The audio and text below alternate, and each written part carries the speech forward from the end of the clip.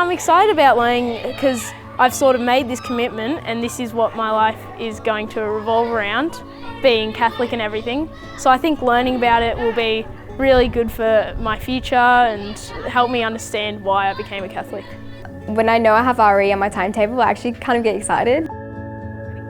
Okay, so in our learning today, we are looking at our big question. So as a leader, a religious education leader, when this first came out, I was quite challenged by what I thought we needed to do, where we were and where we needed to go. What we found the first time was that our assessment tasks weren't rich enough. In 6 years' time, if they've gone from 7 to 12, what do we want them to know? What do we want them to walk out with? And so as a team, we sat down and we wrote all over the board all these topics that we wanted to address, and then in doing that, we tried to put those topics into a concept.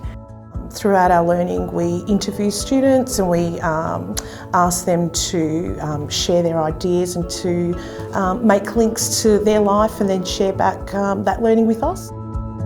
Because we all take a different way of viewing this, and because the curriculum allows us to see different things and explore different things, when you get to an assessment, you have to have a broad enough assessment to draw everybody in, but you also need to make sure that it covers the core things that you've taught. Yeah. And the achievement standards give you language that allows you to look at that. At the end of the achievement standards, you can see things like task words like analyse, examine, critically reflect. And so I think our challenge is to go back to the language and to build our assessments from there. And we show the children very early on what the assessment's going to be.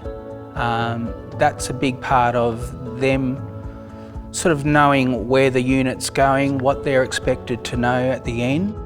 It's a very engaging process, like the children know, where they're at with their learning. It really gives us a sense of, okay, this is what we need to do to achieve this high standard, and this is what I need to do to deepen my thinking and learning.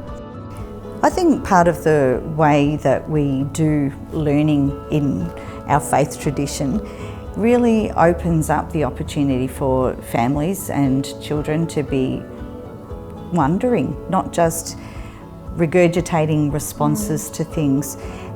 And I think that's quite freeing, because for such a very long time, many people have felt like there was a right answer to the question that was being asked, and if they didn't know it, they needed to not participate in the conversation. We now have kids here at school who are awakened to the difference they can make, perhaps just in their classroom, if they have a wider focus than this is all about me. RE challenges my thinking because I get to think about what other religions have to experience and what their lives are, and how religion affects them and in their lives. So that makes me think, as a Catholic, how does Catholicism help me in my life, and how does it change my thinking?